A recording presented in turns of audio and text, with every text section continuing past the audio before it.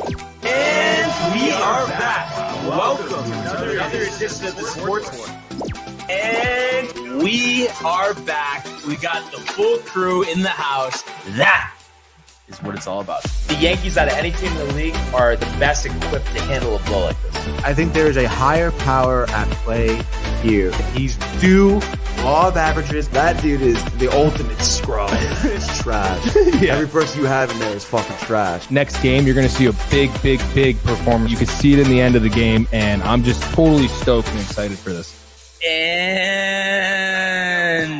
we are back. Welcome to another edition of the Sports Pour here on a thirsty Thursday. Barnes and Tony once again. What's going on, brother? Not much, dude. Happy to be back here. You know, yesterday I had a little bit of a hiatus, dude. Sorry to hear about the Yankees. But you know what, dude? It was a great game. It was hardly fought.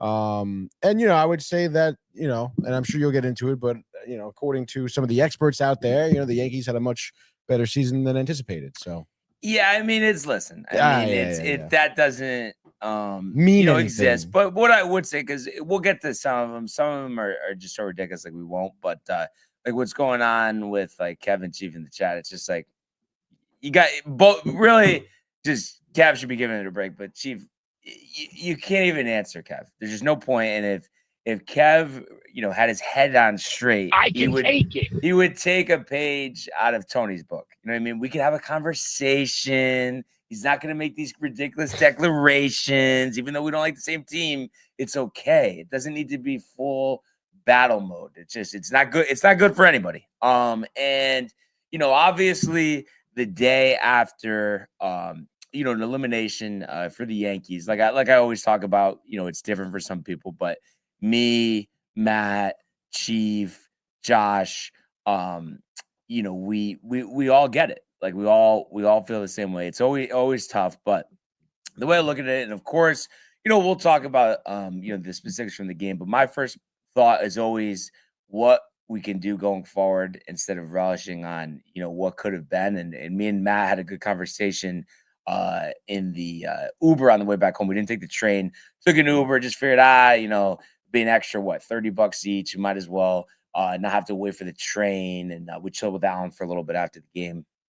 But yeah, that's my thought. And I know that if it was up, I know, and it sounds ridiculous. Yes, you know, I don't have any background in like being in a major league front office. Like I get that, but I swear if me and Matt were ahead of like the player personnel and the roster moves, I could change it so easily. I mean, it just, you know, thinking back, really reflecting, like obviously during the season, you know, dealing with all these like ups and downs, you know, especially post trade deadline, you know, I'm not thinking about, oh, this person isn't good, that person, you know, you just want to win.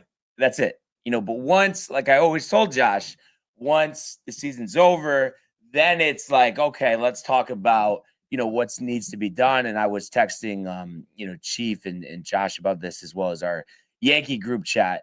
And I think the thing that's just most obvious to me is, you know, when I think back to all of the Yankee teams, they were full of stars at the position players. You know what I mean? And I think what we've done is, you know, we signed a bunch of like big free agent pitchers, but we've really taken ourselves out of the premium position players on the free agent market. You know what I mean? And that's how we always used to thrive. And you just think about like our last championship, our infield and catcher, Posada, Teixeira, Cano, Jeter, and A-Rod. And then you compare that to Austin Wells, Ben Rice, Jazz, Volpe, and Ryan McMahon. No one's even playing on that team. You know what I mean? So it's like, I think it's it's very easy. And I was saying too, like, you know, we'll see you know, what he does in free agency, but like if Bellinger is back, it's like Bellinger is a good player. Like he's a good fielder, good base runner, contact hitter. but he can't be our second best player. He needs to be our fifth best player. You know what I mean? So the lineup is everything. And I've said this the last couple of years all the time on this show. The offense needs to be good. And I understand like the numbers were there in the season, but the problem is you can't have half the lineup be sub 240 hitters that strike out a lot. Like you're not gonna, you know what I mean? Because there were so many balls last night that I felt like they connected with, but they're hitting them to the deep part of the park. Oh, yeah. You know what I mean? And it's like you have to be able to adjust and hit singles when you can. And it's like we could still be, a really power hitting team, lose some power, but you know what I mean? The power doesn't need to be 220 or less. Like that's kind of ridiculous. And when you really think about it, and again, we've said it many times, I just feel like it really falls on Hal and Cashman. Obviously, it starts with Hal. He employs Cashman, but then with Cashman, a couple of things. Obviously, the development side of things is very weak. But also it's like the just admitting the mistake. Like, you know what I mean? Nobody is perfect. We used to joke about like the risen Messiah, Tony. Like nobody bats 1,000.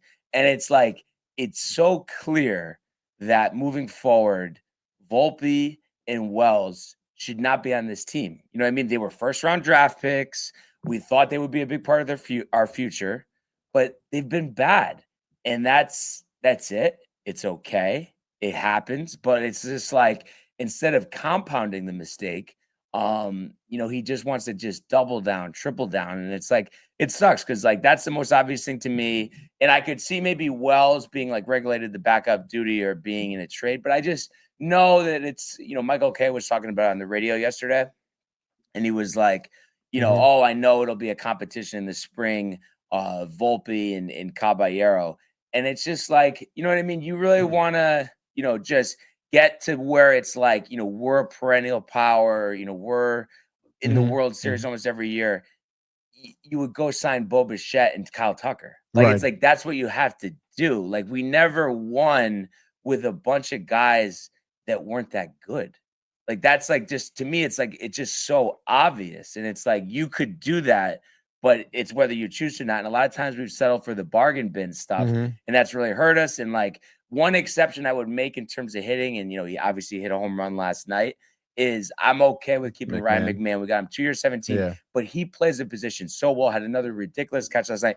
You can have that, but you can't have 3 or 4 other guys like that too, and that's the problem. We haven't even gotten to Jazz, but that's something too. It's like he had a terrible game last night, made a mistake the night before. And I think it's one of those things, and it honestly relates to Kevin. I don't care if he gets excited about this, but it's like, when he says, "Oh no, I didn't have any flaw," it's like, no, it's fine.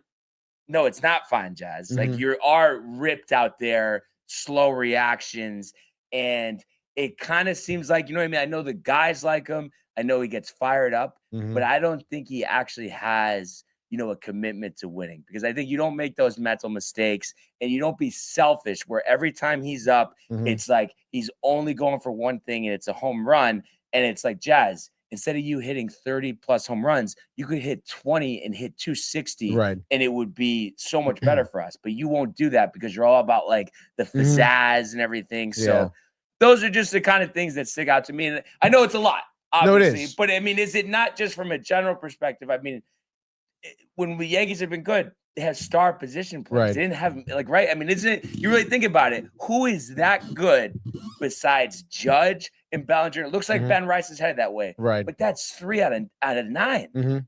No, it's not enough, dude. And I guess to speak to Jazz a little bit, I mean, I feel like, again, the talent is there. It's just the attitude needs some type of adjustment. I mean, and I remember seeing a little bit of that in Miami. Obviously, I guess maybe it wasn't as profound in Miami because like who else is on who else on Miami was gonna like step up to Jazz? No one, right? Like he had the biggest mouth. He was the best player on the team, by far. So it was like there was no one like really he was looking up to or living up to.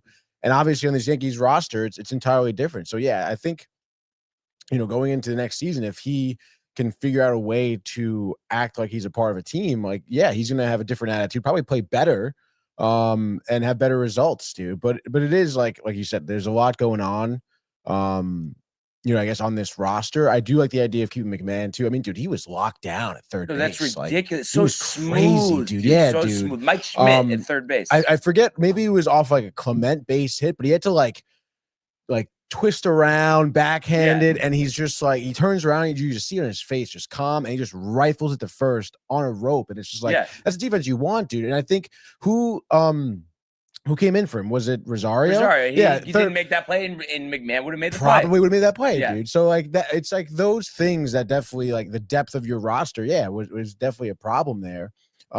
Maybe you could say it was a Boone problem too to make that decision, but I don't know. I mean, out of all the things that you've mentioned here, though, like, not having anyone past Bellinger who's really that good, and Bellinger shouldn't even be that high up on your lineup, but like what is like number one first thing on your page? Like if you're walking the office today, like what are you doing?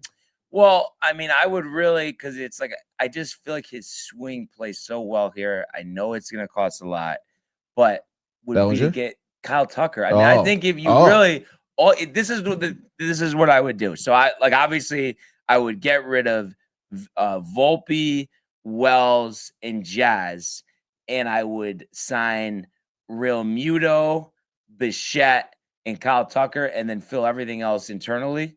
And I think they would be amazing. And also Luis Ariz is a possibility too. That's the type of hitter you need. And I honestly would consider getting rid of Stanton if you could, but I think the problem is I would like it even if it's like, okay, a team will pay $5 million of his salary in the next 2 years, just because I feel like you want that flexibility at DH. And like, I would like to have Jason and Spencer start, but if you sign Kyle Tucker, the only way to do that is to have the DH spot open. Right. Well, that'd be pretty wild turnaround for the Yankees if they do that. But I mean, it is like I know it may sound drastic to some, but I mean, I feel like that like there was a serious like roster construction problem here this season. So you're gonna need to make big moves. Like you're gonna need to. And it's not just this season. Like it's been a long time. Right. Like I said, like it's just like like, oh, that seems like a lot. That seems crazy. But wait a second. Like think about who we're talking about. We always did that. And it doesn't matter if we haven't done it recently. I just want to know when did we get to this point where it's like, no, we're not going top shelf. We're just going mid-level and just hoping to hit with people and just see what happens. And it's like, oh, wait, Aaron Judge is 34 next year. Yeah. So that's why it's like you need to have a big offseason. Another thing that I floated around too, somebody like Fernando Tatis, take a chance on him. Neil Cruz, but that's the type of thing you need: more live bats, contact bats, and flawed players just got to go. I mean, I feel like Luis Ariz would be a huge addition, and I mean that guy just is the opposite of what you have. No, it's not. It's not. I mean, like, oh, sorry. Go ahead. No, I was saying like for baseball stats today, like the guy's batting average is crazy, never strikes out, but like, what if he was there last night? You think maybe instead of Austin Wells batting, imagine if he was available on our bench, pinch hit for Austin Wells there with the bases loaded. I don't know. Yeah, right. Maybe it's a double. Yeah, bases clearing double. Even a single dude would have been nice. Right. Exactly. So me, it's just like that's what it is, and it's like I think I was texting Josh and like, wow, that's like. But like I said, I mean that's what we always did, and when I really like circle back to it. Obviously we had our, spending spree in the 08 offseason leading into 09, win the title. But then after that, it's like you did the Ellsbury McCann thing, letting Cano go. And at the time that was a bad move, but it almost feels, and then it ended up being a good move because of course he did steroids. But that seems like where it all went wrong. And that's 10 years ago. Because after that point, you think about it, you don't make the playoffs in, 2014. You make it in 2015 as a wild card, to Sharon A-Rod's last year. You don't make it in 16. 16 was 16 was their last year. But, you made it in 15, their last year in 16. And then you had the young team in 17. But then you signed some pitchers, you signed some relievers. But you just stop signing top end position players. And it just like it goes way back. It's not even just about the 09 team, but even just thinking about the 09 team, you had one guy on that team that wasn't a good hitter. Brett Gardner at that time. I think he's hitting 230. But Posada was a good hitter. Teixeira was a good hitter. Cano was a good hitter. Jeter was a good hitter. A-Rod was a good hitter. Matsui was a good hitter. Damon was a good hitter. And then Nick Swisher was your 8th best hitter.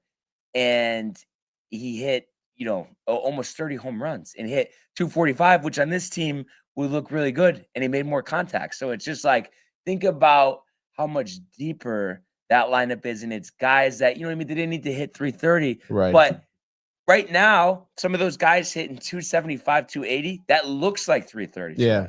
So it's just like, I know it just seems like there's nothing to be confused about. It's like, that's what you need.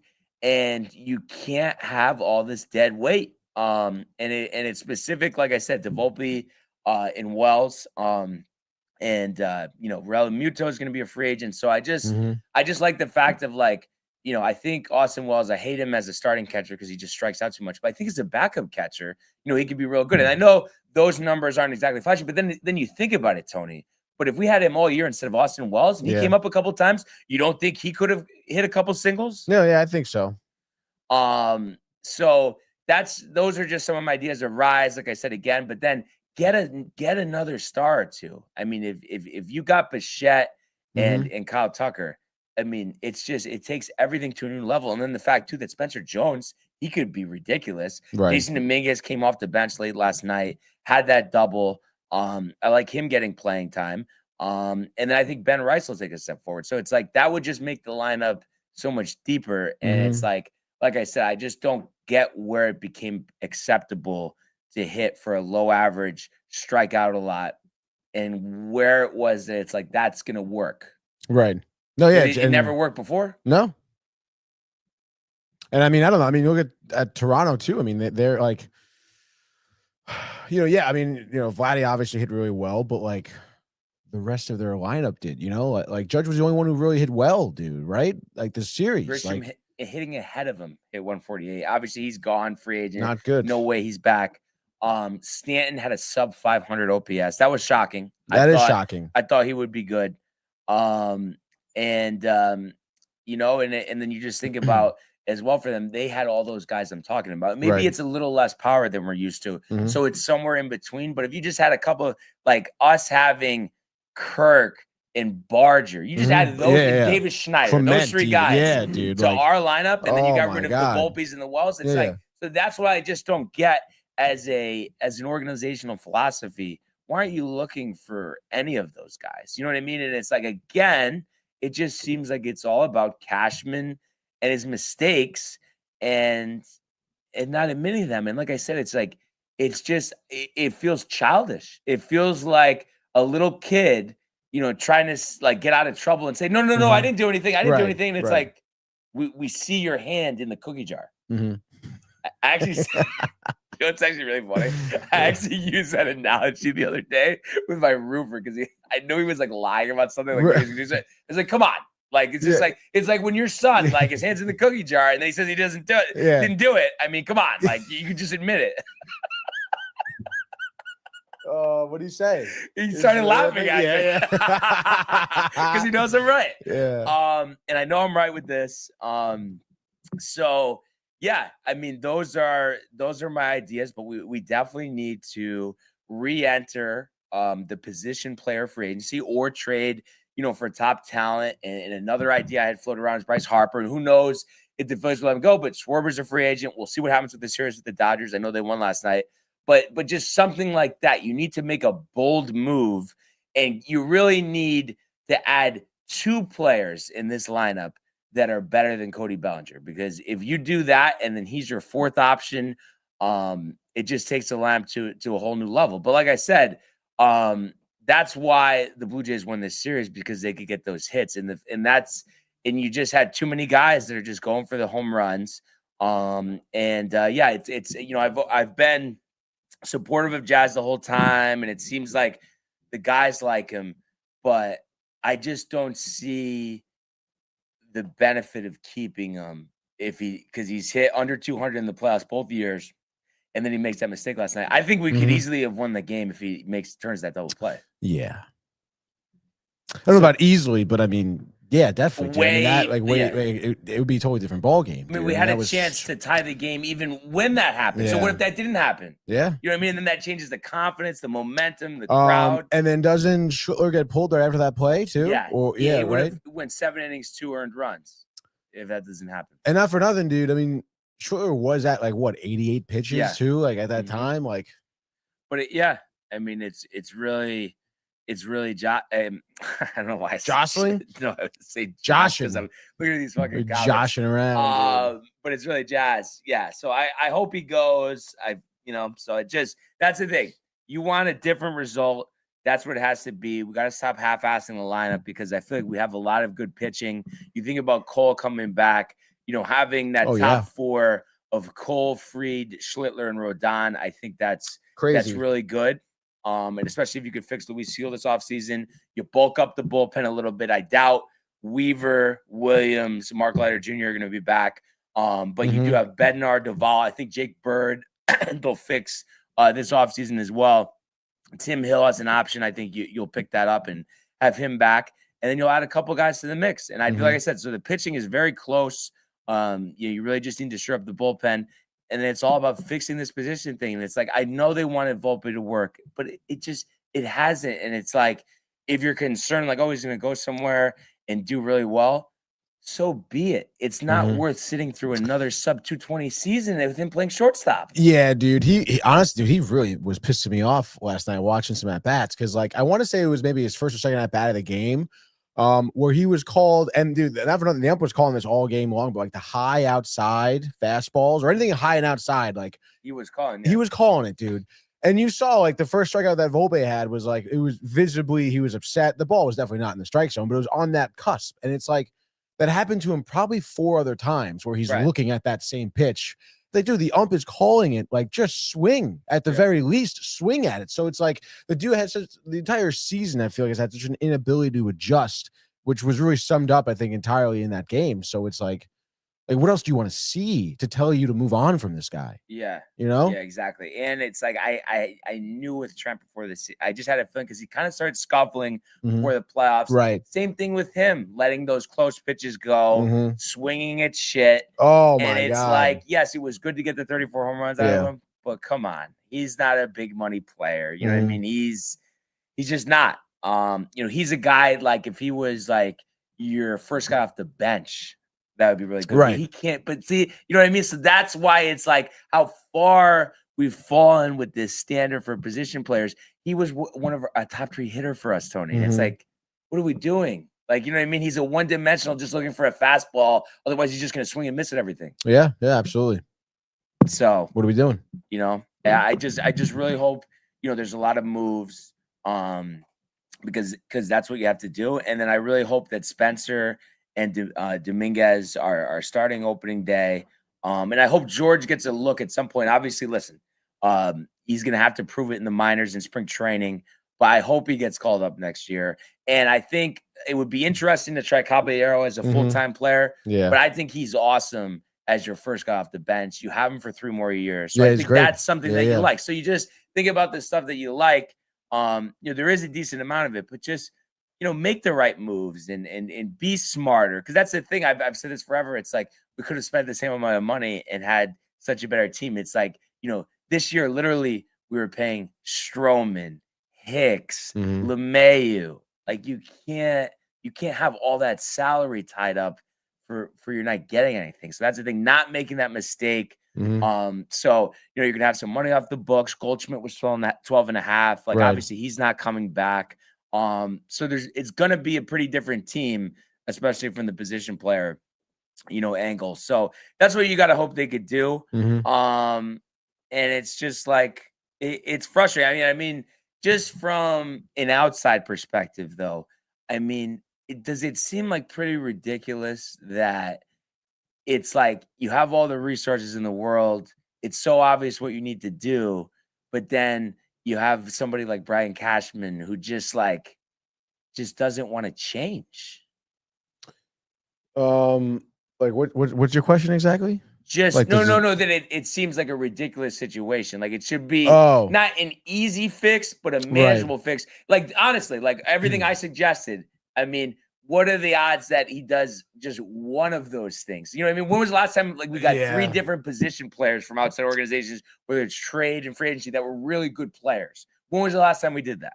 No, I mean, I agree. I mean, hearing when you first said that, I was like, wow, like, I mean, Tucker seems like that's like what, how, that's probably not going to happen, you know, is what I would think in the back of my head. He's a top free agent out there, but, Right. but you saying that, but then think back to the history of what we've done. We've always signed those guys, but it's like we're getting like all like nervous, like you know what I mean? And like Bo Bichette makes so much sense. The difference between Bo Bichette and Anthony Volpe, bro, it's like that's so obvious. Like you just that would help the team so much, and it's like you just have to do that and just admit you've done a shitty job of identifying players. Right. I mean, I don't know though, but again, I mean, I feel like recently it's like how, like when have you done that? You know, like but that's why you haven't won. Is what I'm saying. Yeah, exactly. I mean, I guess the closest thing I guess maybe would be Max Fried, right? I guess, but right? But I mean, that's what I'm saying. Position player. Juan Soto literally is the only star position player you've acquired since in 10 years. Right.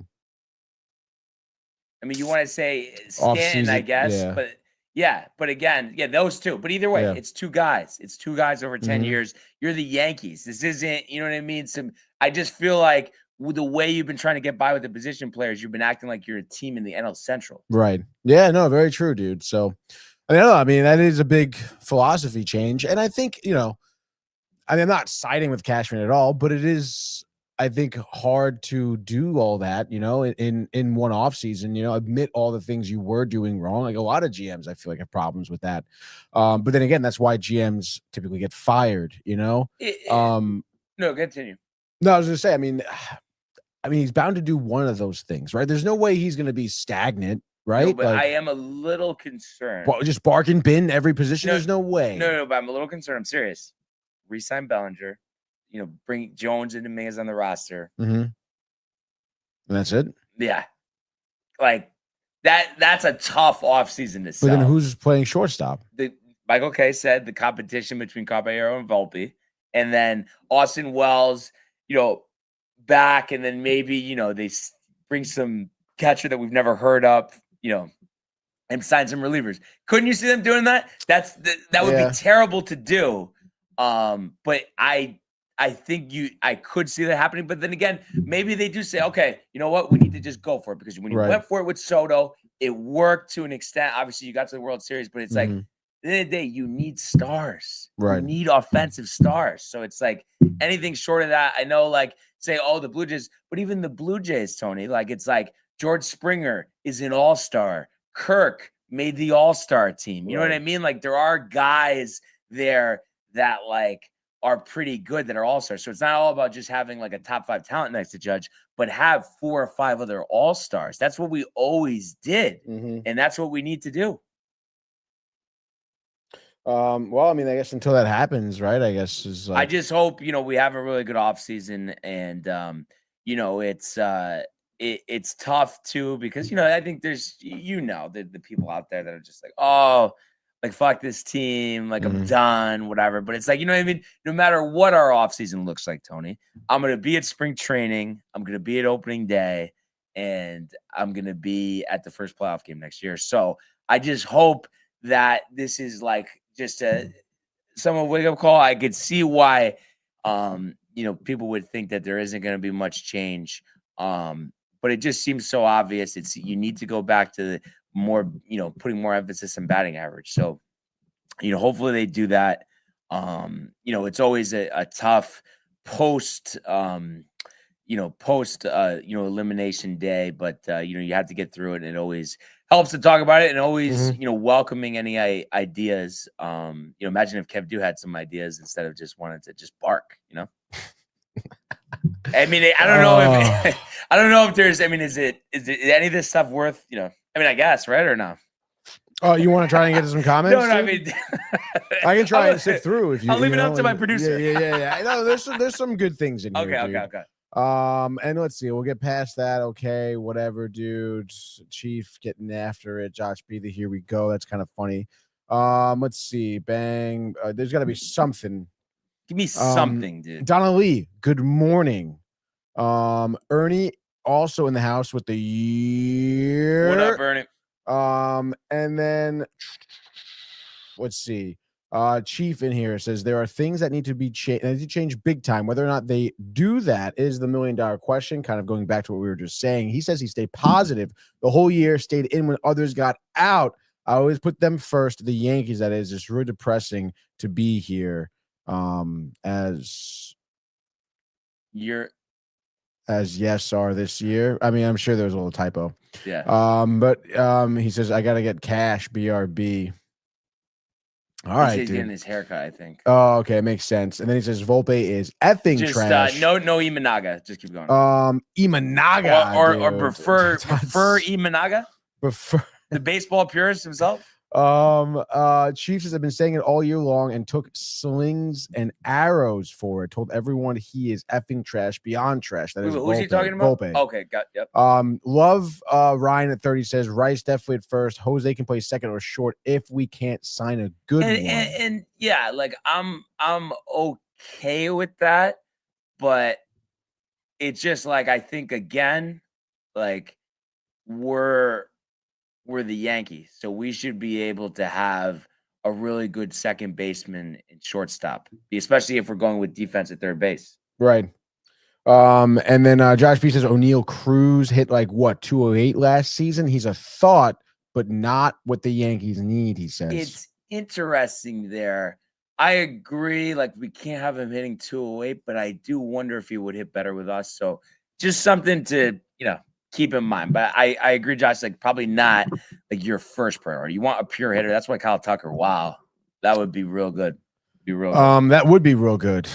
And then let's see. We have Anonymous 21 in the house says, Brian, I wish I could call in so we can talk. I said the Yankees need a rebuild, but the rebuild should be changing their entire hitting philosophy. It's not about the players anymore. You need to fire Cashman and hire Mike Rizzo ASAP. He was screwed over by the Nats group because they stopped spending, but before the Nationals were a very good team. And but just with that, like I know, going back to it again, but it's like, yeah, like different hitting philosophy, maybe get rid of James Rousman, a hitting coach. But again, I still feel like you're the Yankees, act like it. You need star position players, and it doesn't need to be Mantle and Maris, Tony. But it could be Tucker and Bichette. Yeah, no, you're not wrong, dude. But I mean, there's no chance of like Boone and Cashman not being here next season. I mean, it unfortunately, Tony, it seems like the quadrant of Boone, Cashman, Volpe, Wells, and maybe let's go Happy Cinco de Mayo. And Jazz are all going to be here. So that's tough to stomach because you need to improve upon that. And it's just so frustrating. Why do we need to be so passive and nervous and not want to just go for things, make a lot of trades? Like that's what I want. It would be great if we did a lot of trades, man. Like let's really shake things up.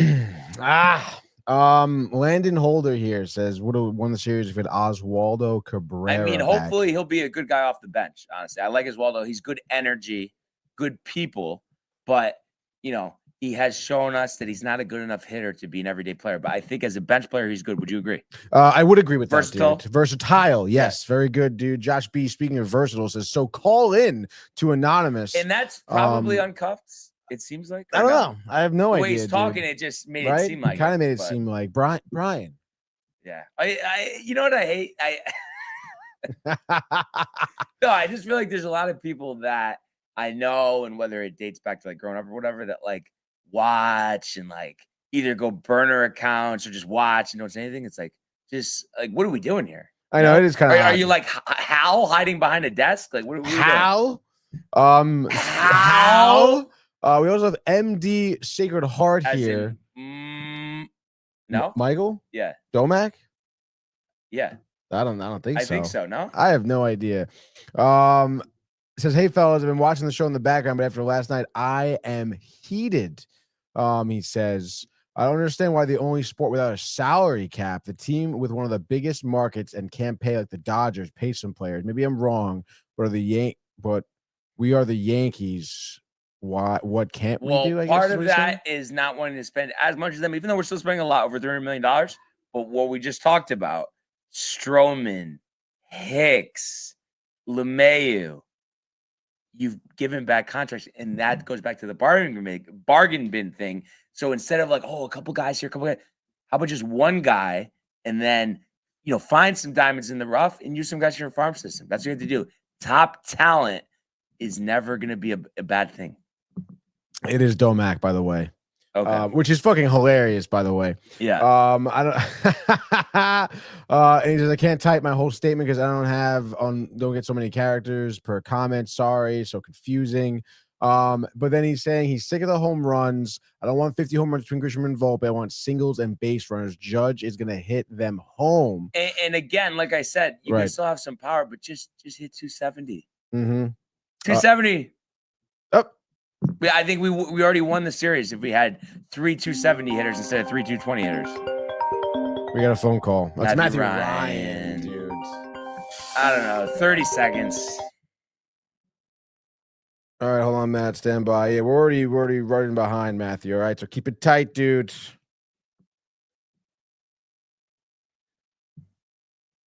Fire Boone today. They're not going to Boone fire. needs to go. No, Boone it's today. about the Stop it, players. It's stop about it, the stop, roster, stop. Matthew. Come on. Be better. Come on, do your homework. Be better. Learn from Kev Do. Be better. I'm sick and tired of Volpe being on the team. Volpe can go. Volpe can walk. Yeah, obviously, dude. Are you kidding me? He's an embarrassment. I think you think about a 3-year starting shortstop, though.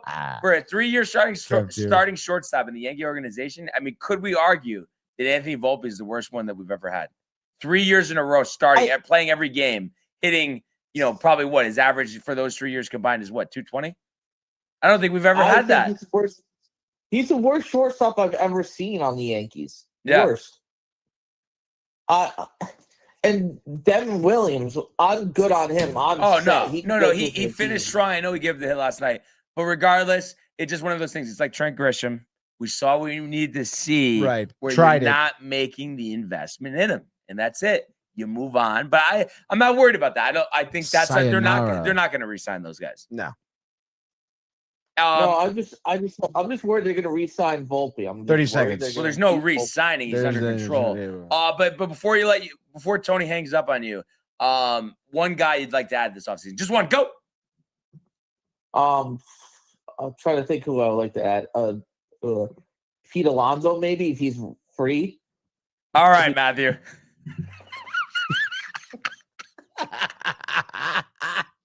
Did you pull it? Yeah. Because it's like, no, dude. Ben Rice is good, dude. Pete Alonso is not what we need. We need versatile position players, not Pete Alonso. He's a really good player, but it's just not because he strikes out and stuff. We need a more contact. He strikes person. out. He has some defensive problems. Yeah, I mean, but in all seriousness, no. Like I think he is a good player, but I'm just saying for what we need, that's not the answer. Answer. You're adding more strikeout. Mm-hmm. Absolutely. This is somebody else. Go ahead. All right, hold on, stand by, dude. Did they hang up? Oh no, they didn't hang up.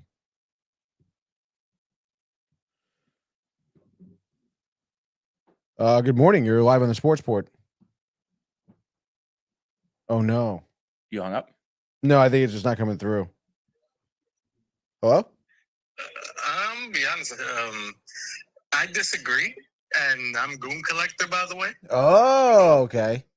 Yeah, hard disagree on when he said this is not about Boone. You got to explain to me how one of our best rookies next to Ben Rice is not in the lineup for over 50% of the games, how he cannot keep a stable lineup for the entire season, always mixing and matching, never trusting his own players, even though he says he does and goes to bat for them.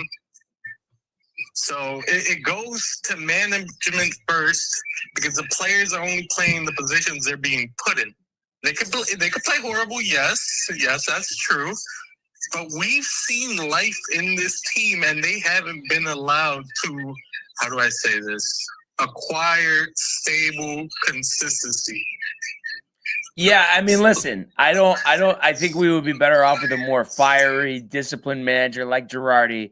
But at the same time, you can't tell me, given we're the Yankees, that we should have the lineup that we ran out last night. We should have a far better lineup than that. And that's not because of Aaron Boone. That's because of the front office.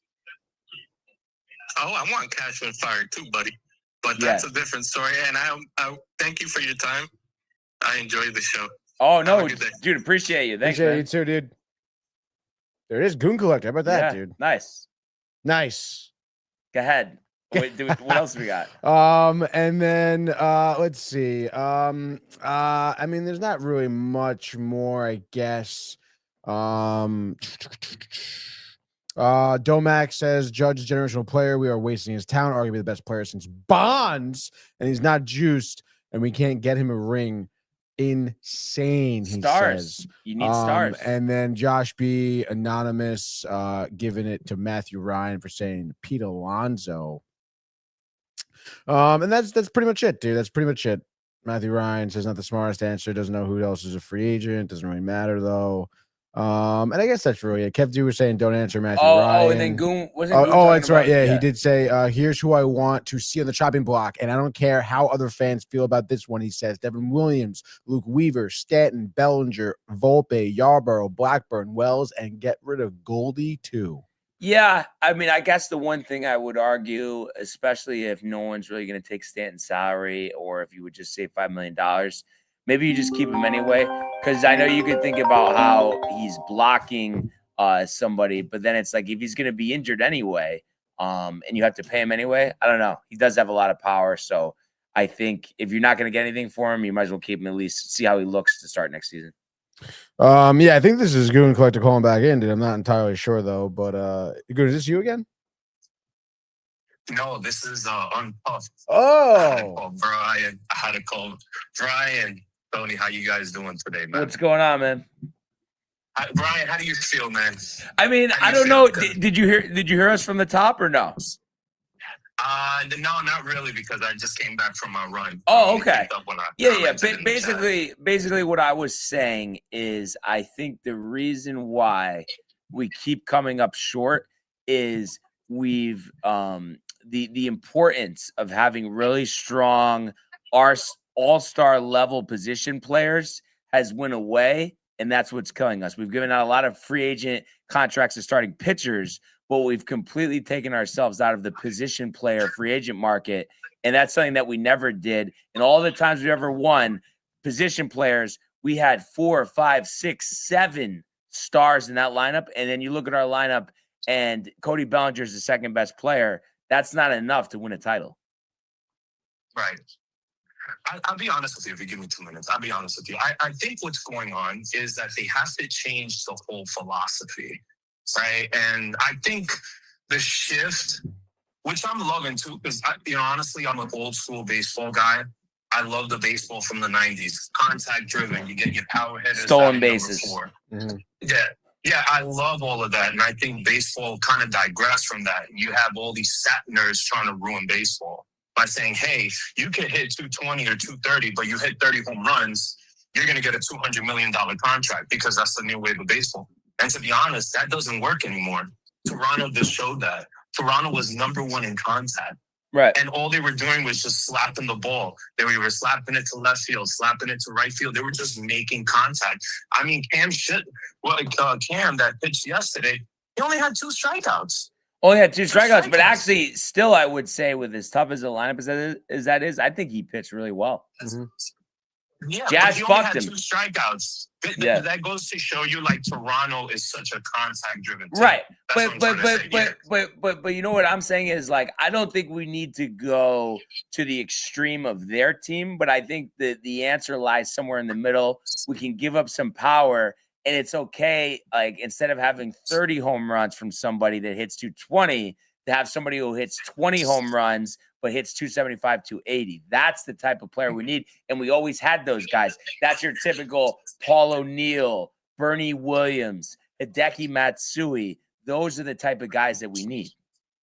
Yeah, and that's what I was saying. Like, the hitting philosophy needs to change, right? Like, you can't just go through Anthony Volpe when you look at his numbers. But let's not even look at batting averages. But he hit quite a few home runs this year. So anybody look at that, and, the stat nerds are going crazy over that. But you're not going to win ball games with that, especially in the postseason. You're not going to do it, right? Same thing with Austin Wells. You know, this is what I'm saying. Yeah. The whole nerd stuff, it takes away from the actual in-game analysis from managers, from hitting coaches and everything, because the stat nerds are ruining baseball. There's no in-game, like,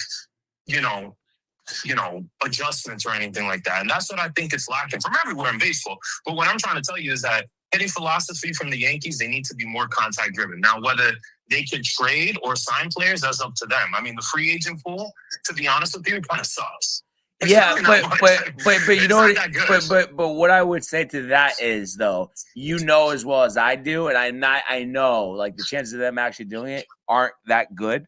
But if they did actually sign Tucker and Bo Bichette, that would completely change the team. I say you guys got to let go of Brian Cashman, though. Well, yeah, I think his time is done. But the thing is, though, 90% of the fan base would have signed off on that 5 years ago. But you know what I mean? Just looking at it realistically, he has a job there till he wants. Unfortunately, and that's the frustrating part, because it would just be awesome. Like, you bring in a new GM, and I don't know if it was Goon or somebody else recommended, like, or maybe it was you, but talking about like Mike Rizzo or something, but just somebody with new ideas would just make so many changes, and it would be so exciting, so refreshing, rather than Cashman. I think his biggest thing is he's just so defendant on his moves, and he wants to die on hills, and it's just like, it's so obvious that Volpe and Wells just aren't it. Like, they're first-round picks. They're supposed to be good, but they're not. And it's like, instead of compounding it, just let them go. Whatever you're going to get back for it. But just let them go. I think you guys need a whole new thing, but I don't think Hal's going to do it. Hal's too fixated on Brian Cashman for whatever reason. No. I mean, it's the reason is, first of all, he wants Cashman to be the face of the Yankees, not him. He doesn't want to answer the tough questions. And he just wants to make sure that the team is competitive, makes the playoffs, so people go to the games, people watch the games, and then he doesn't care about winning. As long as he does that, that's what he cares about. And that's the truth. Right, yeah. But I mean, listen, and you guys want Aaron Boone fired. Here's some people. Dude, this is not on Aaron Boone. Yeah, he's made some stupid decisions. Yeah. He's made, every manager does. They make stupid decisions. Carlos Mendoza, I can go through a whole freaking list on how many bad decisions he made. But, David Stearns kept him because it's the analytics that drives the team. It's not the manager. Well, also, too, there's narrative that people that think that. And it's beating a dead horse. But if the best thing the Yankees could do at the manager position would be to bring back Girardi. I know they won't do it. But you could, no, yes, 1,000%, dude. He was on, I think he called about 30 games on the Yes Network this year. His insight, I mean, it's unbelievable. And he was part of those winning teams. He won one as a player and a manager. That's the type of person that we need, not somebody that's very coddling like Aaron Boone. You need a manager that's going to hold you accountable. Can I throw somebody out there? David Martinez. You keep Brad Ausmus, you hire David Martinez. Because I think he did a great job with the Nationals. Dude, that's why I was saying Mike Rizzo. They got screwed. Mike Rizzo and David Martinez, they got screwed. They got an ownership that didn't want to spend. Once they presented Juan Soto with the numbers for the extension, and Juan Soto said no, the Nationals didn't want to spend nothing. And they traded away their best asset. They got back a haul, though. You know how many players they got back in that deal for Juan Soto? But they got a really good deal out of it. You could thank Mike Rizzo for that. I think he would be really good for you guys. But also, I think, though, part of that still, though, is that even though you got those players back, I don't think, just like the Yankees, they haven't developed enough of their own players, and that's why they've been a disaster. So I think that falls on the GM. And that's why Cashman, should be fired alone just for that. Like, the farm system needs to be better. And I understand it's tough to develop players, but you're the New York Yankees. You shouldn't be bottom 10, bottom 5 in a farm system. You got to be in the top half of the league at the bare minimum. So you know what I mean? And it just, you look at the list of the advisors in the front office and how long they've been there. They've all been there forever. You need fresh, new ideas. And it seems like they're not interested in that. Well, I'm gonna let you guys go because I gotta go do some work. Tony, real quick, because I know you're a Mets fan. Mm-hmm. that was really painful what happened on the last game of the season. I ain't gonna lie to you, man. That was really, really painful. I didn't talk to nobody for 24 to 48 hours. I was like, F this, F that. Dude, real quick, before I go, I think that collapse that the Mets had this year was the worst collapse in Mets history, bar none. Yeah, no. Just because just because everything was set up for us, right, Tony? I mean, everything was set up for us. Who thought the Reds were going to lose? They lost. All we had to do was get in. We couldn't win the game. I mean, come on, man. That is just ridiculous. I know Milwaukee doing you a favor, but I agree. I mean, I think at least in my lifetime, that is the worst collapse I've seen. And it was also on the heels of a season when you had probably the highest expectations I've ever seen for the Mets in a season in my lifetime. So, yeah, dude, talk about falling flat on your face. But I mean, hey, listen, I think they're going to re-sign Alonso. I think they're going to keep Diaz, and I think they're going to be a better team next season. Honestly, I think Stearns knows that, like, if he doesn't, bring in the right pieces, he's going to be gone. Like, so. Right. Well, I'll say this before I go. Mm-hmm. There might be a battle between the Mets and the Yankees for Kyle Schwarber. I'm predicting that for the offseason. I think the Mets and the Yankees are going after that. They're going to go after Kyle Schwarber just because the Yankees are missing that power lefty bat to like kind of complement Aaron Judge and Giancarlo Stanton, and we'll see what happens if they trade him. But also, too, the Mets also might lose Pete Alonso because I think they're going after that first baseman from Korea that everybody's obsessed about. So we'll see how it goes, man. Japan, but thank you guys for taking the call, man. I got to go rush in, but I'll be listening in the background. Y'all take care. Thanks, of course, man. dude. Have a good one. It, man. Thanks for the call. Peace out. No, appreciate you guys, man. Have a good one. All right. Interesting with Schwarber. I have to say, like, I think he's hit for a lot better average this year. I mean, he still strikes out a ton. No, that's what I'm saying. Yeah. It does what? He walks. He walks a lot, though, dude. But also, like, how many home runs did he have? 53 home runs? 55? Probably. Like, why? I'm just thinking about everything that we're talking about for the Yankees. Yeah, this is like the opposite. I don't think that'd be a good idea. It's interesting, dude. I mean, listen, the Mets need a DH, that's for sure. Yeah. Wouldn't be complaining if it's Kyle Schwarber, but I would be upset if they don't have Alonso. I don't know, man. And again, But what do you think? I mean, if it was though, like if it was Bellinger or Schwarber for the Yankees, what would you say? Like, who would I rather have? I would rather have Bellinger. Yeah. Plays the field. Yeah. He plays the full game. Like Schwarber does not. I mean, Schwarber's gonna be your DH, right? Yeah. Oh, and then no, he could play, but he's not a good defender. Yeah. It's gonna be Kyle Tucker and Bichette, dude, which is that's what we really need to do, man. That's what we really need to do. I'm trying to see who this MLB ready Japanese first base prospect is. Munetaka Murakami. Yeah, Josh has always been very high on him. That's the guy. Supposedly the Yankees are potentially in play, but then that'd be interesting, like moving Rice to catcher, Murakami at first base. I think he's left-handed, right? Yes. Yeah, he bats lefty. Right. 25 years old. Oh, that's not bad, I guess. But I don't know, man. I mean, I guess.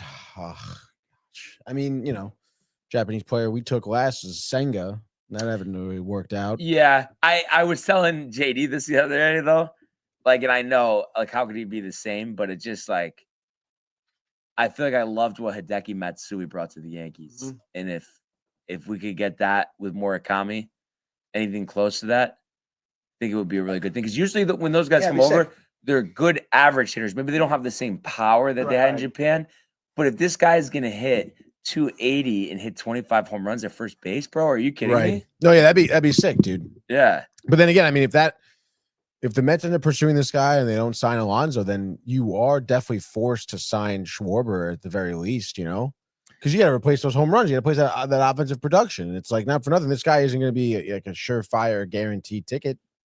Yeah. I don't know. I guess we'll see. What else we got though? Goon Coach says no. He has power, brother.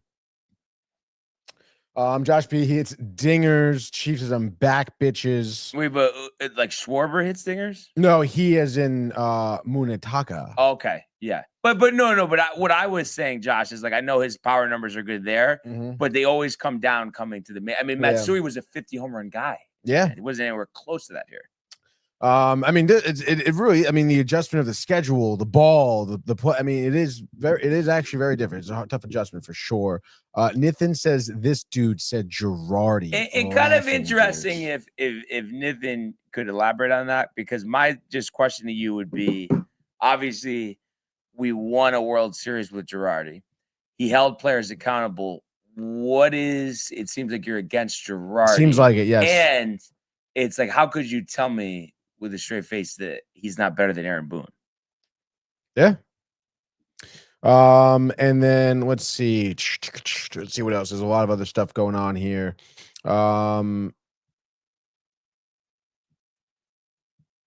I mean, I guess Matthew Ryan, they should not have fired Joe Girardi. Then Goon Collector called in, right? He says he needs the Tigers and the Mariners to do him a favor.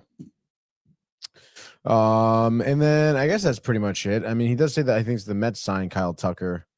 That would be ridiculous. Would you rather have Cease or Tucker? Oh my God, that's so tough. I guess I mean, Tucker is, I would say, have better value. Yeah, he's like sick. Do the Mets need pitching more than an outfielder? I mean, kind of, yeah. Even though the outfielder also is just, oh my God, just abysmal. Yeah. But I would go Tucker. I would go Kyle Tucker. Chief says there's zero chance. I think he means the Mets. Oh yeah, the Jets signed Tucker. Tucker's gonna get 550, 600 mil. But then Goon says, I truly think that the Mets owner whips out his wallet again to sign Kyle Tucker. That would be wild. Uncuffed. Wow, Appreciate dude. You. Uncuffed. Appreciate this. You know who sucks worse than the Mets and the Yankees? The Giants and the Jets. That's a fact, dude. Yeah. It really is sad now that it's just like I mean, I guess Matt said it early in the group chat, dude. It's hockey season now, you know? Yeah. I mean, I was talking about this last night. Like, it's like I love watching football. I don't like missing the NFL games, but I miss the like do or die nature that baseball has, where like you need to win and winning matters. Like, I feel like we talk about this all the time, but like just watching these NFL games, like I'm not losing sleep over who loses the game. No, you're not. But that's why it's like Jets and Giants don't really matter. Like, you know, football doesn't really matter right now. So it's just, that's what makes it kind of tough, you know? And it's like, yeah, we want the Rangers to be good. Obviously, it looked like Jeremy Shat on opening night. But Buffalo. Yeah, come on, dude. I don't think they look that bad opening night. I mean, I didn't even watch, but I'm just saying that they got shut out. They're getting shut out. I mean, we can talk about it if we end up going to hockey or whatever. But I don't know. I think Messier said it best. I think with some time, these new players getting some more chemistry, they'll have a better feel for each other and a feel for the game. Because I mean, you know, obviously Penguins newer players, a lot of veterans there though. And I got the goaltender had a phenomenal start. I heard that. Silovs. He was in Vancouver. Vancouver demoted him, and I'm pretty sure their minor league team won the championship, I think, last season on his heels. So it's like, you know, I don't like this just because I feel like it's still like, I guess it would be better, but it's just not enough stars. Matt sent me something that Bleacher Report had as a projected Yankee lineup for next year. And what it is acquiring Naylor and Stephen Kwan and re-signing Coney. But it's like, I feel like that's just like, I guess I like the idea. Kwan's good. But then again, I would rather play Jones and Dominguez. And I want, instead of Josh Naylor, I want someone better, like Murakami, Kyle Tucker. You know what I mean? I think we need a bigger bat. Yeah, but Tony, those guys, if you add Tucker and Bichette and then had those guys, I would like it. But just adding those guys, I don't think so. It's crazy that Naylor hit 295. It's crazy that he had 30 stolen bags too. Yeah. I don't know. I feel like that. I mean, that's not terrible. But it's still, don't you think though? You still need more if like you're looking like we need everything to line up where we need to go to the World Series. Like those are good supporting guys. Yeah. You need another big bat. No, you do. You need another big bat. And you can't have Wells and Volpe starting, bro. If you're serious about winning a title, how could you have those guys starting? Pull up their numbers again. Pull Wells and Volpe. Yep. 212 batting average this season. Slugging 391, OPS of 663. 19 dingers, 72 ribbies. So 18 stolen bags. can you win a championship with that? No, absolutely not. Especially with shoddy defense. Austin Wells isn't much different, to be honest. 21 home runs, 219 was his batting average, slugging 436. Wait. Did I just see a starting player have a 0 WAR? Yes, his WAR is 0. And I'm Jeremy Schott. But like it's just it's so obvious. And Chief's right here. He says enough with the mediocre players. We need stars. Wow. Oh, sorry. I enough mediocre. No, that's right. Chief, we need stars. I was at Goon Collector's comment where he says, "Can we steal Edwin Diaz from the Mets if he opts out?" ? I don't want Diaz. Come on. Why not? I think because he's a high salary, and I think like our bullpen is like, you know what I mean? We need a couple guys, but we don't need to spend $100 million on a closer. You think you need a closer? No. Bednar is good. Bednar? Yeah. Bednar's real good. Well, you haven't, he hasn't had like a full season, But I'm saying he was real yeah, he good. He was good. Yeah. He was. And I also think there was something you think about the guys that they acquired. He was the best one. Why was he the best one? Because he stayed in his role. So I think keep him in his role and let's build that bullpen, get a couple more arms. Yeah, absolutely. What else did we got? Did we miss anything else? I mean, let's see.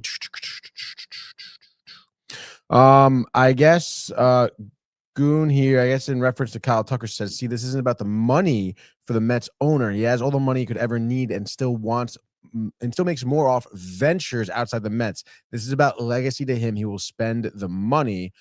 Which is a very interesting take. I mean, I think, again, I know I said that Stearns feels like his back is up against the wall. I feel like Cohen probably feels something similar. So it will be interesting to see how both the New York teams handle their off seasons. I know it's kind of a difficult question to answer, but like, how much salary just on like a next year's payroll, like, could you see him actually adding? Because it's like, and also maybe actually pull up Sport Track what it is, because I would imagine the commitments are still over $300 million or no? Because you don't really, I mean, Pete's contract coming off the book, but anything else that's that big coming off? I don't think so, right? Oh no, so is there a 26? Oh, this is from oh yeah, okay, here we go. 26 in here. So what is it? Active 228. 228, yeah. So what could you see him running that up to for next year? I mean, I could see him running it up to over 300 mil, right? So basically you're saying like a roughly $100 million? Yeah, all right. Well, yeah, roughly. So I mean, it was almost 350 this year.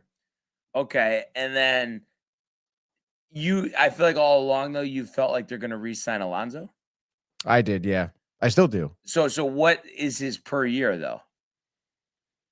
I mean, you're probably looking at 35, right? So 35, so that's 65 left. Mm-hmm. And then what's the other 65 going to? At least one starting at pitcher least that's one, at least 35 to 40 million. Mm-hmm. So you're left with what, 25 million dollars. Maybe you can squeak out 2 good starters. Yeah. And that would what did we say? That would bring you up to 300 is what we just did. Then you got to re-sign Diaz though, right? Got to re-sign Diaz. So 25. I mean, that budget's going to be be tough to stick to $100 million. And you keep those are mostly on guys you already have. Yeah, no, very true. But I mean, again, without that, right? You're just under 230. So it's like if you want to have the same payrolls last year, you have 120 million to spend. But then we think Pete and Diaz is 60. 60. So that's half off the table. And then I'm trying to think, is there anybody else that they're losing that they would re-sign or no? I guess not really, right? Probably not. So $40 million. There's really one player. Mm-hmm. Well, yeah. Or a 30 and a 10. Mm-hmm. But or maybe Steve just says, "Hey, I want to spend even more." But do you think he would have a $500 million payroll? That's where it's like, predicting 500 yards rushing for the Eagles. Yeah. Oh my God, dude. That I don't think he would do that. No. right? Like 1 to 150 he's adding this offseason. That'd be crazy. yeah. That set different standards for baseball. Like that would be ridiculous. Because I always say too, like even though he has unlimited money, it goes with any rich person. Like everybody who's rich got to be rich because they were frugal. You know what I mean? So even though he's spending a lot of money now, he's not gonna. Well, what I'm saying, Tony, is he's not gonna have $1 billion payroll. Like he's not gonna extend that much, right? Or no? I don't know. It's tough to say. I mean, Goon Collector seems to think that he will. He says, when I see Steve Cohen, I see George Steinbrenner in regards to wanting them to win, but he doesn't have the same baseball knowledge. He would add 500 mil if you would let him.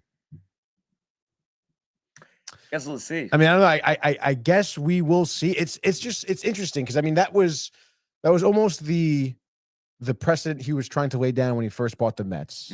This is going to be it. Oh my God. Oh my God. Oh my God. And then obviously things didn't work out when you went out there and you paid money for Verlander, you paid money for Scherzer. You know, I mean that those were dollars that were not spent well, and you spent a lot of money on them. Yeah. So then it was kind of like, oh, like bring in Stearns, take a step back, don't spend so haphazardly. Okay.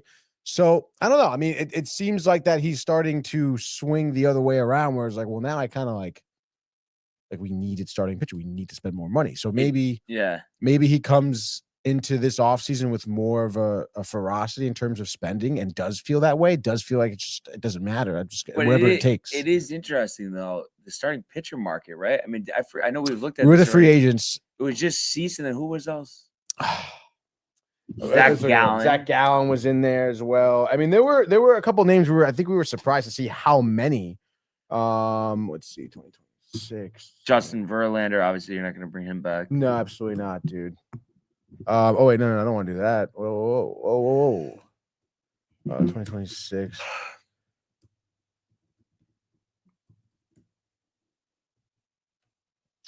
Let's see. Sport Track. There we go. Chris Bassett, Giolito, Chris Sale, Flaherty. That's right, Jack Flaherty. Bieber.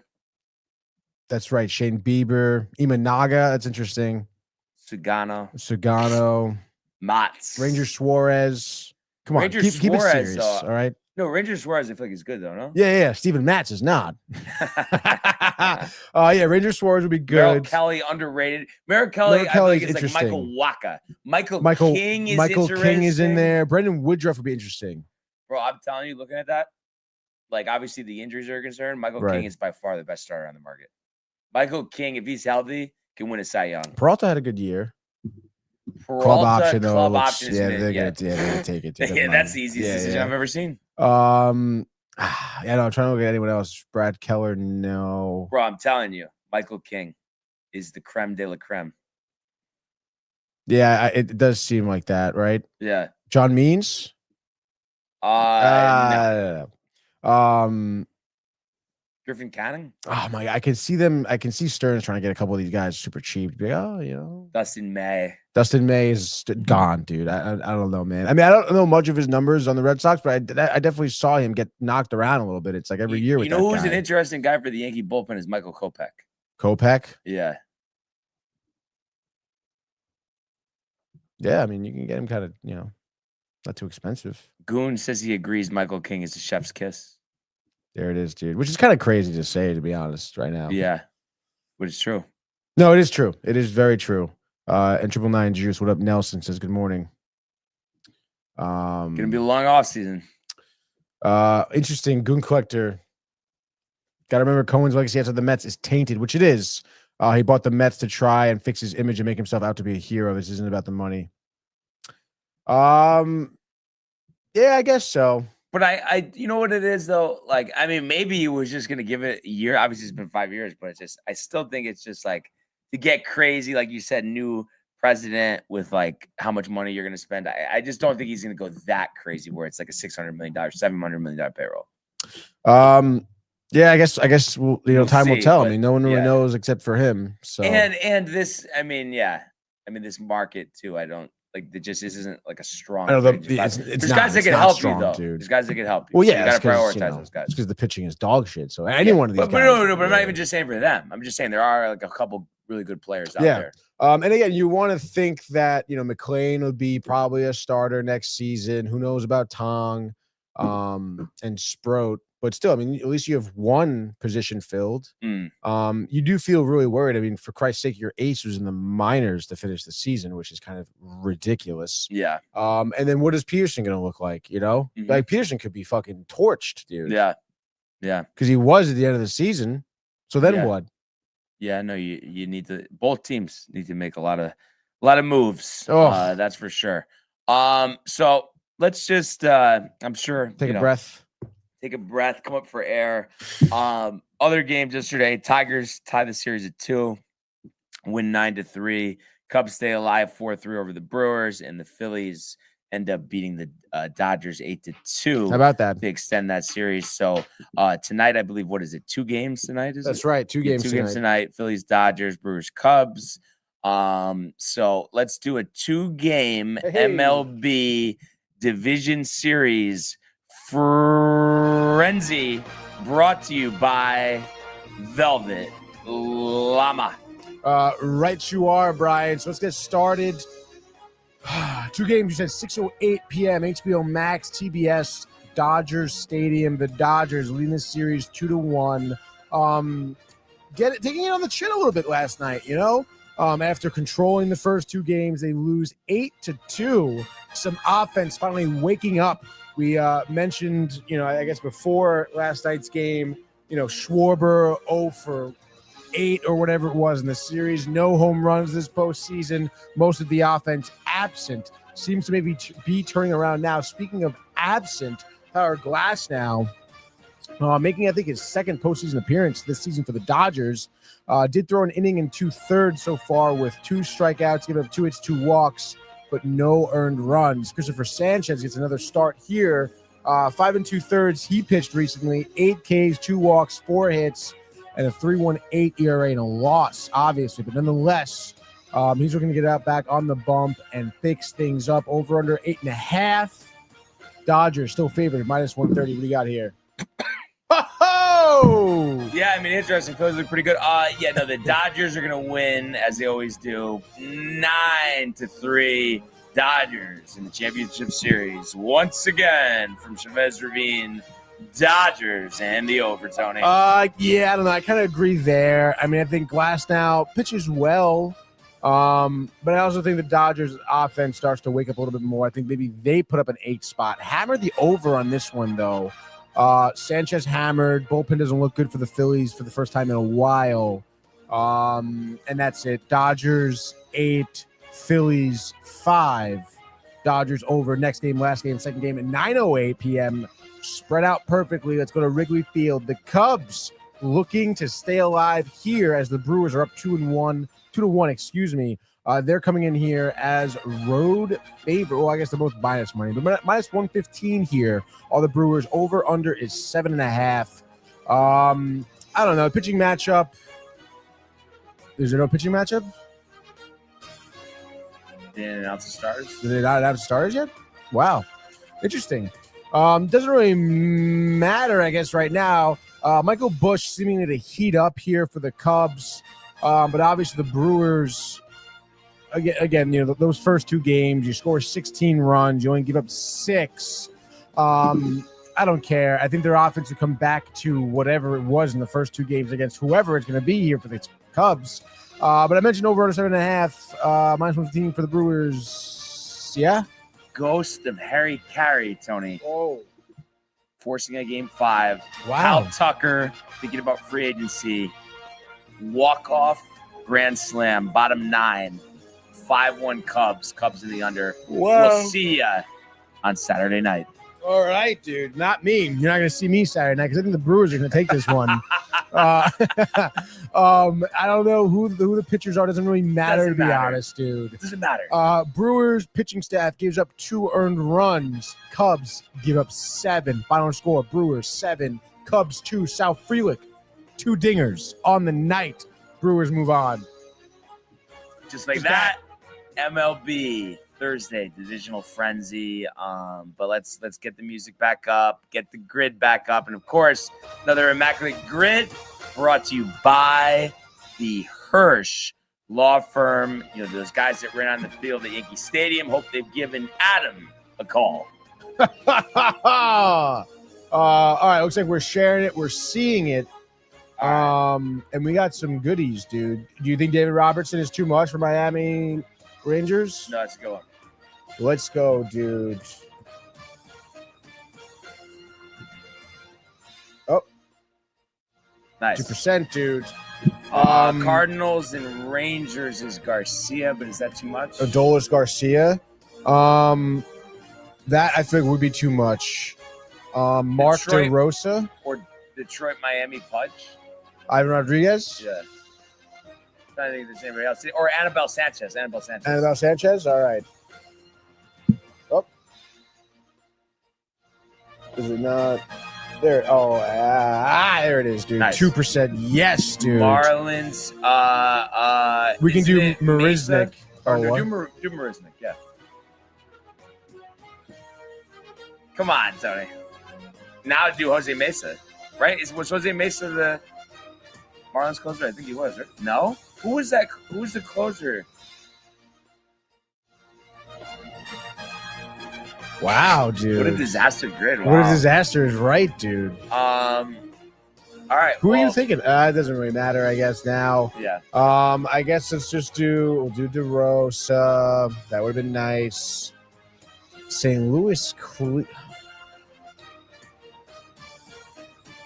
Damn, dude. Not good. I don't know who you were thinking of. I don't know who I was thinking Let's of, just fill this grid out. Go to Texas, 2,000 Ks, Max Scherzer. And then on top, down there. Oh, down there. Hold on, Guardians. Bartolo Colon. For the Tigers, okay.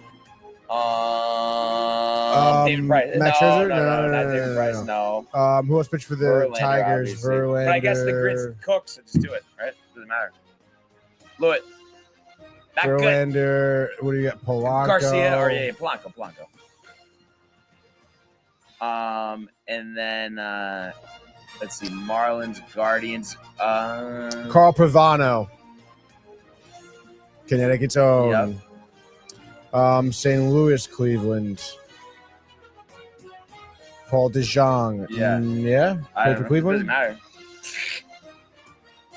Didn't play for Cleveland.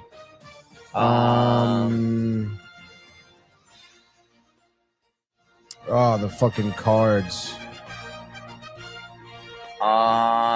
Andrew Miller. Yeah, dude. Andrew. Okay. Let's change the music, get the football up. Come on now. Be quick about it. Me and Mike did a basketball one yesterday. Actually did pretty well. I saw, dude. Basketball ones are good.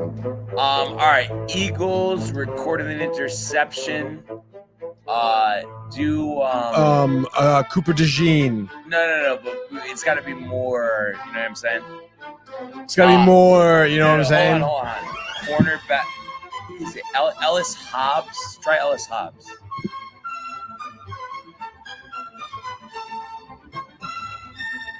What's up, dude? All right. Cards. Let's not get crazy, Tony. Buda Baker's high. I guess Dominique Rogers-Cromartie? Or wait a second. No. Who? Or in doing Nenas Williams. Just okay. Yep. Nice. Okay, let's think about this for a second. Washington and Texans.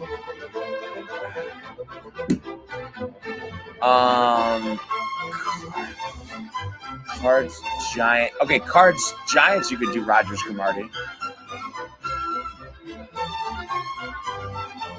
Rodgers.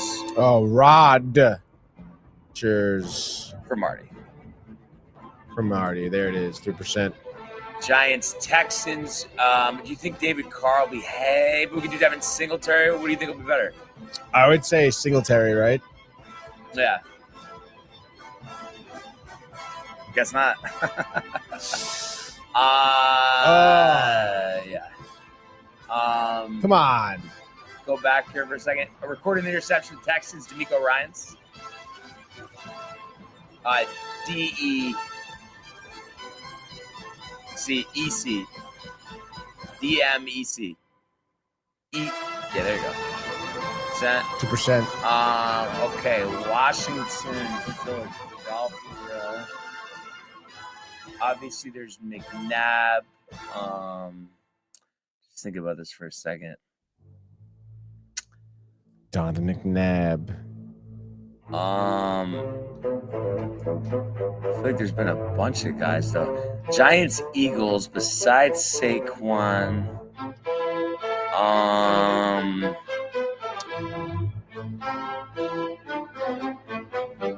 Washington and Philadelphia. Jahan Dotson.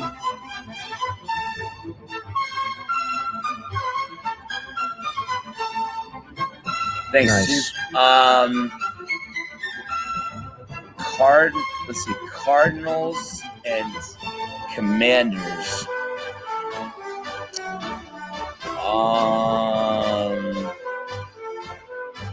Zane Gonzalez. For Cards Commanders? Yeah. Zane. Nice. Nice, dude. Giants, Eagles. I feel like there's a bunch.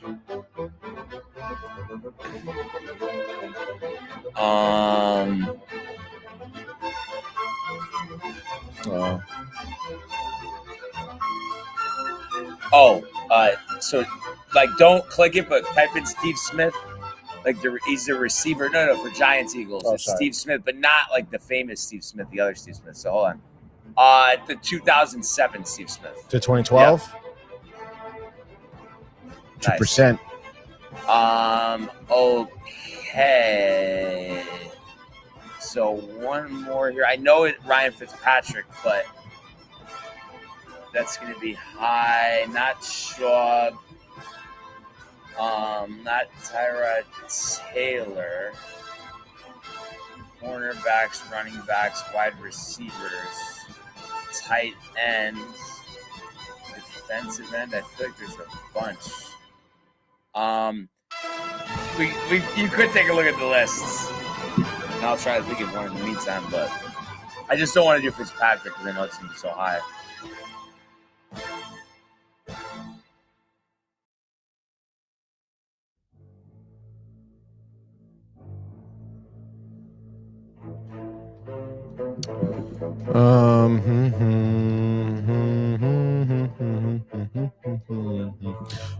There's definitely a couple other quarterbacks that you should know that we would Any know. context clues? Any context clues without giving it away too much. Recent, still starting, still active. None of them are still active, but two of them are fairly recent. One of them was Case Keenum. Yeah. You want to do that? Yeah. Nice. 9. Taylor Heineke as well. Okay. As well as Rex Grossman. I think, though, 68 wasn't bad after the baseball disaster, right? I would say so, dude. It was only fitting after last night's baseball disaster that there would be a disaster with the grid. Yeah. But Kyle all right. Allen, by the way, Yeah, is the Kyle chief. Allen. But let's go now to the world of the National Football League. This kid is special, man. This think to do that. Gonna run for it. He got it. And there he goes. Oh, the play of the year in the NFL. Throws intercepted by Surtain. Nobody's gonna catch him. Jones to the end zone. Touchdown. Quincy Williams leveling Murray. There he goes. Jamar Chase. Touchdown Bengals. Stafford, Williams. What a hit by Budda Baker. Budda Baker just saved a touchdown. All right, so this NFL segment is brought to you by Velvet Llama, premium canned cocktails crafted by NYC bartenders with a playful spirit. Enjoy their award-winning espresso martini with Italian espresso and chocolate notes, the crisp mascot mule with Nigerian ginger, or the spicy margarita with organic agave and jalapeno. These ready-to-drink treats are made with the finest ingredients. Grab yours at velvetllama.com and ride the smooth wave with Velvet Llama. So obviously tonight, Tony, the start of week 6. Can you believe that it's week 6? I cannot, Brian. Unbelievable. But Al and Kirk back in the saddle. MetLife Stadium, Giants, Eagles. Eagles, 7.5-point road favorites here. Obviously have owned the Giants in recent years. But Saquon has been a shell of himself so far this year. Literally barely averaging over 50 yards rushing, barely out rushing Cam Scattaboo, who's not even the Giants' full-time running back. So I don't know. I look at this, and I know the Giants beat the Chargers, but I look at this as a get-right spot for the Eagles. Their offense has been lackluster. It just feels like this is a game they could score 40. Yeah, no, I totally agree. I mean, I feel like I know this is maybe a common narrative right now, but I feel like it's also a get-right spot for Saquon Barkley, to be honest. I feel like this is a game where he can run for 200 on the ground, right? And come back to what he was last season for the Eagles. And rightfully so, it is against the Giants, and I just feel like that their defense is not going to hold up to it. And on top of that, dude, I feel like this is also a time that you would see, like the ball getting aired out to like AJ Brown a ton of times. Defense should not be that great for the Giants. They are coming off the heels of winning. But the Eagles are coming off of a heel of a loss, right? They lost last week. Yeah, they lost to Denver. That's right. To Bo Nix. So, I don't know. I feel like Sirianni and the boys are coming in here. Obviously NFC East matchup, the implications, the bounce back. I think the Eagles are going to have way more of a chip on their shoulder, Yeah, no, I certainly agree. And I think, it's just going to be tough sledding for Jackson Dart, especially without Malik Neighbors. So, hopefully it's entertaining. Obviously, we have the backup option of, the Rangers playing, which we'll talk about in a second. But the backup option. Yeah, backup option. Interesting. Obviously, to me, though, doesn't this smells just like a strictly fantasy implication game for, I guess so. I have Smith. I don't have anybody in this game. That's all I have. I don't have anybody on the Giants. Yeah. So, thank God, honestly. I'm glad I don't have anyone on these teams, to be honest. Yeah. How's Brown been doing for you? Not good. But also, I do feel like him and Smith are going to end up going off. I really do. Yeah. I think they're too good. I think they'll find a way to get the ball. It starts tonight. So let's talk about that. Let's do a Thursday night football frenzy. A thirsty Thursday. Let's see if Amazon Prime, Alan Kirk, can quench it here in East Rutherford, New Jersey. I forget. It's not Christina Pink still. No, it's not, dude. I don't know who it is. Taylor Rooks. Right? Sounds right.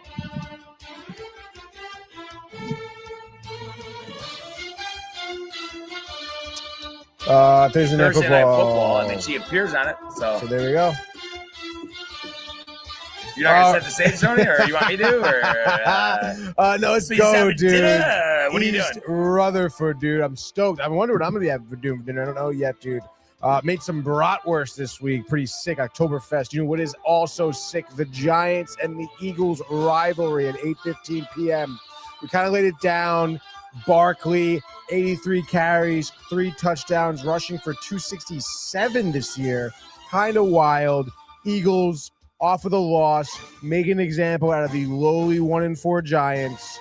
Giants, it's darting away, dude.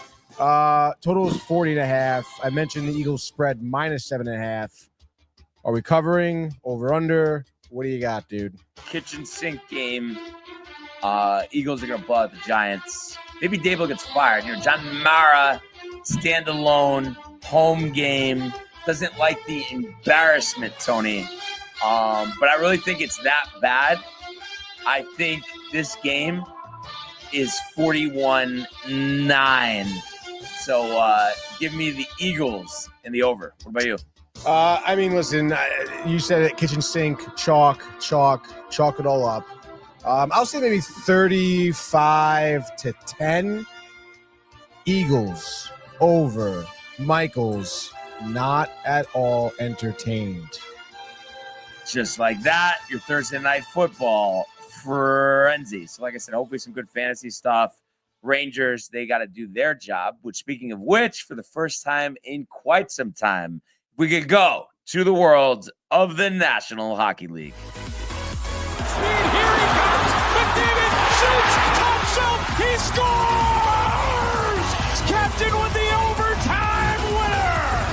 That's the middle, quick, hit counter. That's a world-class hit right here. Tomsky stepping, rink Washington made the full split save. Are you kidding me? Turn, side of the net, between the legs, and they score! Filthy! David Pasternak, the silver trophy to the Golden Knights. All right, Tony. Hockey is back. You know, it didn't feel like it while the Yankees were in the playoffs, but now that they're not, we're talking Rangers, the shutout. Now you watched some of that game. I didn't see. I watched the whole highlights. game. I mean, was Maloney popped? Like what was the deal there? No. I mean, I don't know. I mean, I feel like the game itself, it was obviously pretty tough. I mean, it was a really hard fought game between the Penguins and the Rangers. Obviously, rivalry, Sullivan, old team. You know, that was, heavily in terms of the storyline, that was hit a lot over the course of the game. How did everyone play? I mean, honestly, I thought the Rangers played really, really well, to be honest. Why didn't they score though? The goalie, impressive saves. No, really. Silov's had himself quite a game, and like I say, he's coming off the heels of a season where he was sent down to the minors. They won. I forget the name of the cup for the minor team. It is called the Cup. The Calder Cup. And he was a big reason for that. And then he kind of gets second chance opportunity here with the Penguins. The fact that he was their starter, I was kind of surprised because they have Tristan Jarry still on the roster, and it seems that this guy who has been on the Penguins for quite some time pushed aside for Silovs, and obviously the guy's already paying dividends. Have your dividends, dude. A couple of defensive miscues, I think, on the ice is what happened. But I mean, those two of the goals were empty netters in the last minute of the game. The game was 1-0 for most of the game. I think the Penguins scored maybe with like 10 seconds left in the first period or something like that, or second period. Towards the end of one of the periods, they scored, and it was off of just a miscommunication on defense. That's just kind of, it was off a face-off too, really bad. But regardless, I mean, those are the things I think will be, as I said earlier, that Mark Messier was pointing out. These are things where it just seems like the Rangers are trying to think too much on the ice. They don't really have a feel for themselves in terms of team chemistry and where, your teammate's going to be on the ice. You need to have that instinct, that quickness, that ability to anticipate your teammates' moves in order to win some games. And that's what they were kind of lacking. And don't be like, oh, the Penguins, it doesn't matter. Like, the Penguins still have two of the better players in the league, in Crosby and Malkin, and they have an incredibly young, hungry roster surrounding them. Mm-hmm. And that's exactly the type of roster you would want, honestly. If you have a bunch of young players, you would want a Crosby and a Malkin on it as well. And I mean, I think, I'm not going to sit here and be like, oh, this is like despicable, being shut out at home, game one, which it is. But again, I mean, this is kind of what I've anticipated seeing, honestly, from the Rangers to start off this season. I anticipate to see them hit the ground running and, win the first 7 games of the season or something like that. I expected it to be a little bit of a work in progress. And I think, I don't know, 3-0 against the Penguins here, whatever, chalk it up. I mean, it's again, on to the next game. You just have to remind yourself that you have to get better every single game. 82 games. It's a long season. It's Sabres tonight. Figure it out. You're in Buffalo. By the way, Rangers Centennial jerseys, 100 years this season. Looks fucking sick. I don't know if you saw the jerseys. I did see the jerseys. Sick. I'm excited to go to the Garden, but I just can you win tonight? No, yeah. I mean, I'm right there with you. I mean, it's like win tonight like that. Team chemistry is something that should have been built in the off season. as Right. per your coach. You know, like Mhm. that's the whole reason why you bring in a good coach, because he can facilitate and relate to these players and get the best out of them, you know? So I mean, listen, does that maybe indicate to me that the offseason was a little bit rough? Yeah. But hopefully again, you know, like you get a game like you know, you get a game against the Sabres like tonight, get a win under your belt. And then you figure it out. I mean, you know, Rempe was skating well, you know, Trocheck was skating well. You know, a lot of guys were playing. Will Cooley is picking up right where he left off, dude. I mean, Will Cooley's gonna be. I want his jersey. Honestly, that would be a jersey I would get if I'm going to buy a new jersey. Will Cooley, he's a young player. He's, I don't know, 23, maybe 24 years old. Yeah, something like that. Led the team in hits with over 300 last season, while having like I think 45 points in the Imagine year. having 300 hits in the majors. Like, are you? Well, It'd be kind of crazy, though, right? that would be kind of crazy. What do you think the hit record? Oh no, it is. Isn't it 262 Ichiro, right? Yeah, right. I don't know if that 300 still would be stands. I would crazy. say it still stands. Oh. Right? I mean, there's no fucking way. All the people fucking hitting 220. Come on. So anyway, you feel pretty good about tonight. I think you should. I know Sabres, I'm kind of like a dark horse team for me, but you know, Just win. just win. Can we just look at the Rangers docket? line combinations? Oh, the line and then combos. Oh, we'll yeah, do yeah. a 6-pack and We are doing a 6-pack. right. I Wow, forgot. dude. Is that what we're doing or I don't know. I mean, we can talk about it. Look, daily face-off, dude. Not even in the fucking daily face-off. There we go. Line combinations here. First line, JT, Mika, Will Cooley. Love that. Second line, you have Alexis Lafreniere, Vinny T, Artemi Panarin, same line as last year. Third line, pretty interesting seeing Connor Sheary, honestly, on the ice. Taylor Radish, Noah Laba. And then that fourth line, Adam Edstrom, Matt Rempe, the Twin Towers there, with Sam Carrick as the center of that fourth line. Again, defense was looking all right. I feel like that first game, Adam Fox was pissing me off a little bit because he was getting caught really deep in the offensive zone a few times, and it just led to like good rushes by the Penguins. True defender? Come on, dude. Vladislav How's he Gavrikov looking? is supposed to be that true I mean, defender. how did he look? It looks like he could move a little bit more on the ice, I feel. You're saying slow. Is Is he a bruiser or no? Yeah, no, he's a big body. He plays good defense. Again, I think it's just the fact that he has to realize, like, oh, Adam Fox is going to go, like, he's going to go deep in the offensive zone. I need to, like, shift over and cover almost two spots, you know, or at least communicate to someone else. I think that was, it was like, that's why he was slow. That's why the whole team was slow. Again, it was like trying to decide, like, oh, you're going to be over there. Wait a minute. I should be over here now. Carson Susie looked good. Defense was all right. Will Borgen, fine, good. Power play unit looked Highly successful. were they 0 for 2, I think, on the night, Yeah. I think, or 0 for 1. Honestly, I think they had a power play opportunity, I think, going into the third, end of the second period, which kind of sucks because I think they had like 30 seconds of it before the end of the period. So then you stop and they had good momentum, but then obviously the horn, then you come back out, and then it's for the rest of the minute and a half because, like, you know, Penguins are well rested. They're ready to be on the penalty kills. So kind of unfortunate there. But again, like, enough of that nonsense, enough of these excuses I'm coming up with. Like, just, you know, like, go out there and win. You had a day off. Like, you traveled not very far, still in New York. Like, go out and get a fucking win, dude. Sabres' first game of the season, too. So it's like you have a game under your belt. They don't.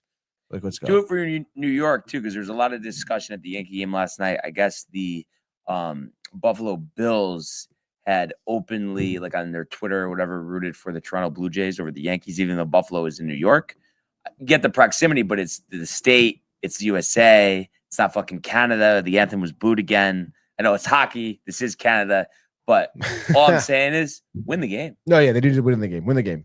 You know, Win. don't like let this start out like you know what I mean? Like let's get some good feelings. Like, put up 2 goals in the first period. Like, don't let these Sabres players like hanging around. So what I would say though is let's do the 6-pack. You could go first, particular because I feel like you've been doing better with the picks, but also I'm imagining you'll go with the Rangers game. You saw the first game. I feel like you're more equipped to pick it. Mm-hmm. So let's strike up the music. NHL 6-pack, first edition, 2025-2026. Wow, dude. In Buffalo. In Buffalo. The wangs, dude. As Matthew Gabriel would say, get some wangs. I definitely would, dude. Quebec Center, you know the deal. I mentioned it. Sabres, first game of the season here, and I'm not really privy to most of the I guess offseason moves that the Sabres have made. I look at the depth chart here. Owen Powers, IR. Ukko-Pekka Luukkonen, IR. That's not good. Jordan Greenway on the IR as well. So I guess they're starting off with some injuries here for Buffalo. I like that. But the Rangers here coming in 0-1. Yes, tough season opener. But like I said, another few days under their belt of playing together. I was mentioning Will Cooley playing a good physical game.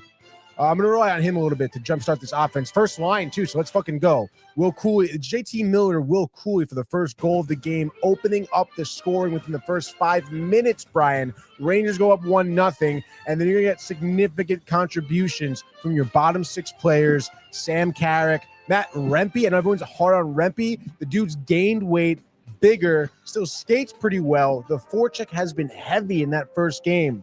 I'm seeing Rempe with his first goal of the season as well. Keep the things rolling. Maybe that first line or that second line, Lafreniere, Trocheck, Panarin kind of help Zibanejad Panarin, help kind of close this game out. Shesterkin, I say he stops 27 of 28. Rangers go on to win this game. I'm going to say 4-1. So give me Rangers and the over for their first win of the season, Brian. All right. So for my first selection, Tony, of the season, I'm going to go with the Avalanche home against the Utah Mammoth. Oh, boy, is that going to be tough to say all year. It is. I think it's going to be tough for them to win tonight. I think Utah, solid first season, but just not ready yet. Martin Nikas, 2 in the opener. How about Cale Makar, 2 tonight? I think Avalanche, a dominant home victory. Crowd going nuts. Tickets as low as 51, of course. But I'm going to say 6-2 Avalanche in the over. Avs over. Yeah, Avs looked really good against the Kings in their season opener. I believe it was in LA as well. Speaking of LA, we're not touching the West Coast. We're going East Coast still. Let's go down to Florida, dude. The Florida Panthers, probably the favorite to win the cup right now. At least mine is, because after the preseason, after game 1, they show that they have not missed a beat, dude. They know each other. They know the teams, the teammates. They know they're talented. So get Bobrovsky looking good. Over under here is 5.5. Interesting. This is NHL.com, or sorry, this is ESPN.com. So NHL lineups, stuff like that. They just really don't do a good job here. It doesn't really matter. Give me the Panthers in a landslide here at home.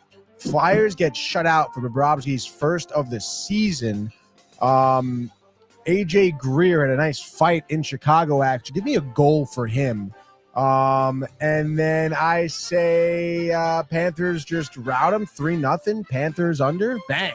All right, bang. Doing the Knights and the Sharks. The Knights losing the opener there to the Kings in a shootout. I think they bounced back big way. Eichel, first game, had a goal and 3 assists. The Sharks, Celebrini, we know, but just again, not ready yet. And I think Vegas bounces back in a big way. I'm going to say Eichel, first one of the season, Tony. Hat trick. Wow, dude. Knights, 5-0. Knights in the under. Golden Knights under. All right, dude. I guess third game, final game for me. Oh, my God. I mean, it's kind of tough, dude. Not going to lie. So early in the season. Stars-Jets is going to be good, but is it a surefire win? I don't know. What will be? I guess we'll go to TD Garden, dude. Bruins taking on the Blackhawks. Bruins won their first game. Pasta, 3 points, a goal and 2 assists. Think of that as in a massive run back tonight. 3 more points for him, 6 points through his first 2 games. That is why they call him Pasta. Spencer Knight for the Blackhawks here. He's going to give up 4, be pulled by the 3rd, and Bruins go on to win 6-3. Bruins over, bang. All right, and third game, final game here, Tony. I am going to go with the Tampa Bay Lightning over the Senators. And it's a sad day because I'm probably going to go to that arena again, next year for spring training. But it is now called Benchmark International Arena. That sucks. The crypto.com of the Southeast. So yeah, Tampa veteran team, Gensel, and who am I forgetting? Who's the other nasty guy? Hedman on Tampa? No, the offensive guy. We have one other guy that's crazy. Nikita Kucherov. Kucherov, yes. Yeah. But yeah, I think they bang around on the boards. Kachuk and the boys, Lightning, crowd going nuts. Mm-hmm. I think 4-1. Vasilevsky 37 of 38. Lightning under just like that. Your first NHL frenzy of the year. That was a good one, dude. Get more jacked up for hockey. I'm excited to watch the game tonight, dude. Yeah, it's a good alternative. 7 p.m. too, so you have an hour of hockey before 8 p.m. Al Michaels, Kirk Herbstreit. Maybe they'll be watching the Ranger game before Thursday night football. And I know we didn't get to do a preview, but I think when we're back in Utah next week, or there might be a bye week in between. Yeah, I think there is. We're gonna talk about that, but we're in Japan. The first round is over through a tie at the top. Max Greiserman, Stop it. Bud Cauley, and a 2-time winner on the PGA Tour last season, Brian Campbell, all at 4 under. So early on there at the Bay Current. I mean, I guess I could just see if there was anything else of interest. While we're here. Well, I have you all here. Sahith Theegala with a 3 under round. Adam Scott with a 3 under round. Alex Noren 2 under. Michael Theo Bjornsson 2 under. Joel Damon even. Xander playing this event even. Colin Morikawa even.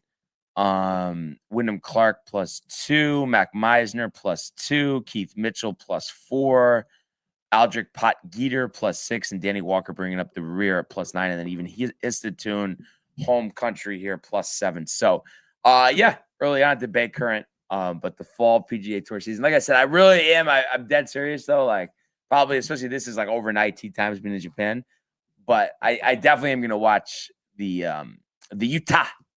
I did that course, dude. I want to play that course. Black Desert. Oh, yeah? Irvin's, Utah. I'd be down. I heard the resort is impeccable. Really? I looked it up before, yeah. Wow. Look it up real quick. Black Desert Resort. This is the golfing in the different countries. And not countries, but different states. Is really sick. Oh, wow, the mountainous range around, a little pool area and stuff like that. Dude, this place is huge. Yeah. Oh, wow, dude. Looks like a hard course. But, dude, how ridiculous would it be? Oh. But that would be so much fun to play. That would be so so there. much fun, Look dude. out that scenery. Wow. And I feel like the resort is sick, too. Yeah, it looks beautiful, dude. I mean, the resort, look at it. There's some kind of lazy river going on here, dude. Bro, we got to make that happen one of these days. Oh, my God, dude. That would be sick. Sports One of these days, it'll happen. It will. Live from the bar there after the game, the restaurant. Live from the Black Desert. Yeah, come on. In Irvin's. One other thing here, kind of day after the funeral type of thing. I guess Days Yankee Media, or DA Yankee Media was saying like the difference between the 09 postseason and now they're showing batting averages. So top 5 batting averages on the Yankees in 09. A-Rod 365, Matsui 349, Jeter 344, Damon 281, Melky Cabrera 271. This year, Judge 500, Austin Wells 227, Cody Bellinger 214, Giancarlo Stanton 192, Anthony Volpe 192. So they say the batting average doesn't matter. There it is. But I'll just leave it at this. This is always a tough day, and you want to win more than ever right now. But you just gotta hope. I mean, the ownership and in front office owe us, passionate fans a really good offseason. So you just hope that they do that. Be aggressive, get out of your comfort level. Cashman should, burn his value chart and just go out and get some talent. And me and Matt were talking about in the Uber last night too, Tatis, that bat speed. It's a little bit of a risk, the steroid suspension, long contract, but not that crazy on the dollars per year. Also still 27. It just feels like that's the type of guy. And I think, you know what I mean? It's like, he almost reminds me of Jazz, but way, way better. Right. Yeah. No, I agree with that. Way better than Jazz. So just do something like that, man. Really make this the turning point where you realize you got to just switch stuff up. And it's okay. See what happens. Other sports to fill in. That's right, dude. Come on. Spring training. So until spring training. That's right. Told Matt no matter what, he's coming this year. That's awesome. It'd be all of us. Yeah. 4 of us. That would be great, dude. Go to all the different sites. The golf, dude. would be the dogs. You would really drinking. No, you would really think it's ridiculous. Yeah, are you kidding me? I wonder how far Tampa and Port Lucie are. You think it's that far or not? I have no idea, dude. Sometimes Florida's a big state, dude. What's your guess? I'm gonna look it up. Tampa, Port St. Lucie. 2 hours, 23 minutes. 2 hours and 37 minutes. Pretty good. I know I was giving you the look like it was on the nose. Yeah. All right. Still pretty good. No, it's actually kind of funny. This is like so random. I think we looked at this video a long time ago, but it would just be like a good way to kind of leave on a light note. Can you just search in Indiana basketball over Kentucky? Upsets Kentucky. From 2011. And like just the video of like I don't know, just see if there's videos like the final. Yeah. So do that one there. Yeah. Okay, put this up. And in the context here, well, and I think, have we looked at this one before? I'm pretty sure we have. Okay, yeah. A while ago though, right? A while So I was doing ago. this with like Matt the other day. He was cracking up, like just with like McMahon hit the home run. Coach of Indiana at the time, Tom Crean, his face after Watford hits a win. That's why we love sports. But let's hear it, Tony. Jones. Watford for the win. Yes!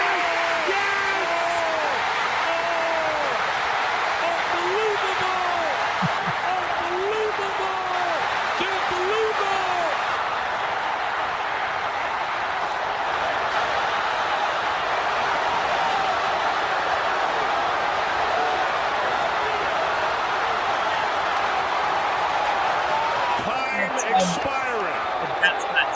Jones hits Watford, who made yet another 3, finishing with 20 points. Christian Watford with the game winner as Indiana knocks off #1 Kentucky. Are we safe? I don't know if we're They're safe. coming up our back. This is a win that will give them an